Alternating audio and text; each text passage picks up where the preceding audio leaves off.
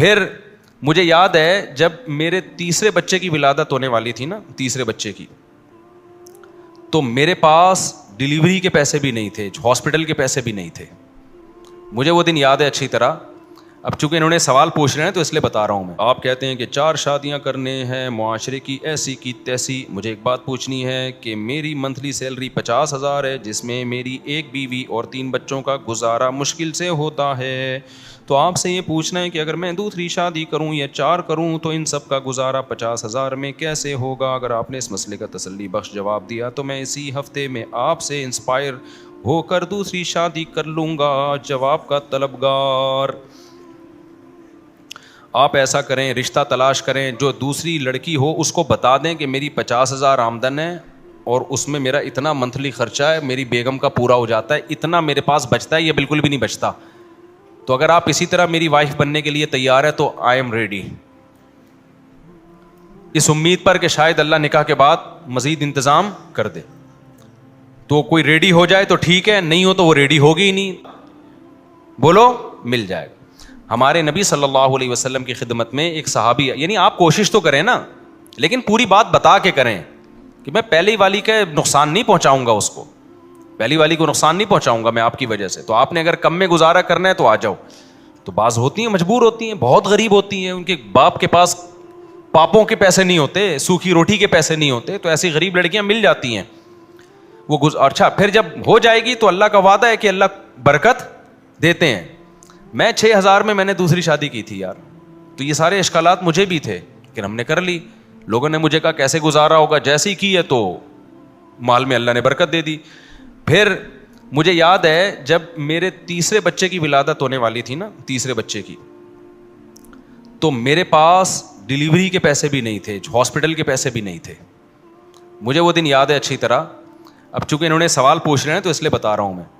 تو مجھے میرے ایک دوست نے کہا کہ اچھا، انہوں نے کہا کہ مفتی صاحب آپ کے یہاں بچے کی ولادت ہو رہی ہے، گھر والے ہسپتال میں ہیں، تو آپ کی غربت دیکھو یار، اپنی حیثیت دیکھو، اور بچے دبا کے پیدا ہوئے جا رہے ہیں. تو میں نے اس سے کہا یار رزق دینے والا کون ہے؟ مجھے وہ اسی مسجد کی بات ہے، یہی بیٹھا ہوا تھا. میں نے کہا یار یہ تو اللہ نے وعدہ کیا ہے، انتظام کرے گا اللہ تعالیٰ.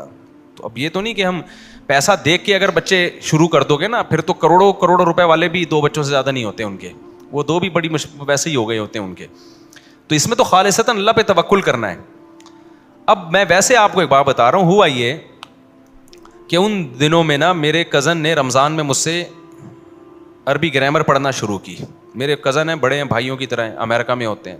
میں نے ان کو عربی گرامر پڑھانا شروع کر دی. 1 مہینہ گزرا ہوگا. انہوں نے مجھے کہا کہ یار میں اس کی فیس دوں گا آپ کو. میں نے کہا بھائی میں فیس نہیں، آپ تو بھائیوں کی طرح ہو، میں کیوں آپ سے فیس لوں، میں فری میں ہی پڑھا رہا تھا.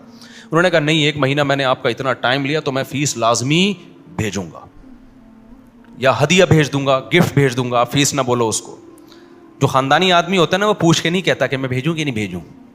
تو وہ چونکہ خاندانی ہے تو انہوں نے کیا کیا، اکاؤنٹ میں ٹرانسفر. اچھا اس وقت میرا بینک اکاؤنٹ بھی نہیں تھا، تو وہ اپنی والدہ کے ہاں ادھر کراچی میں ہی اکاؤنٹ میں پیسے ٹرانسفر کر دیے کہ میں نے ٹرانسفر کر دیے، آپ جا کے لے لینا وہاں سے. تو اب میں نے کہا کر ہی دیے تو پھر لے لیتا ہوں میں جا کے. اللہ کی قدرت کے جب ہاسپٹل میں نے جانا تھا بل پے کرنے کے لیے، گھر والے تو گھر آ گئے تھے، بل جمع ہو گیا تھا، میں نے کہا تھا میں دے دوں گا.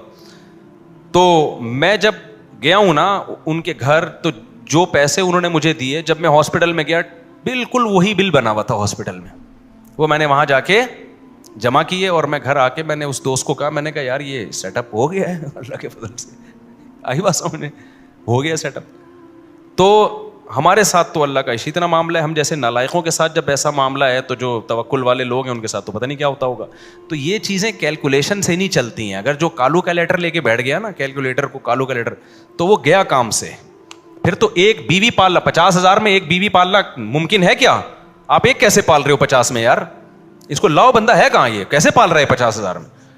بل آ جاتا ہے 5-6 ہزار روپے کم سے کم، مرے سے مرا سڑا ہوا پنکھا بھی ہو نا تو 50,000 تو بل بنا دیتا ہے وہ. کسی دن غلطی سے استری کھلی رہ گئی تو گئے کام سے.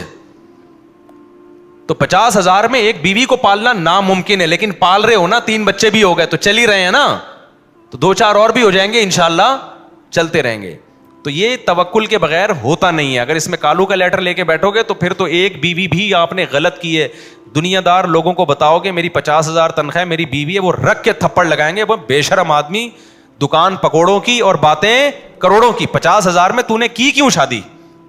उम्मीद करता हूं कि आपको जो है वीडियो पसंद आई है। अगर आपको वीडियो पसंद आई है तो आप हमारे चैनल को जो है सब्सक्राइब कर सकते हैं ऐसे वीडियोस मज़ीद देखने के लिए, और वीडियो को लाइक करें और चैनल को भी सब्सक्राइब करें और वीडियो को शेयर करें अपने दोस्तों के साथ। अल्लाह हाफ़िज़।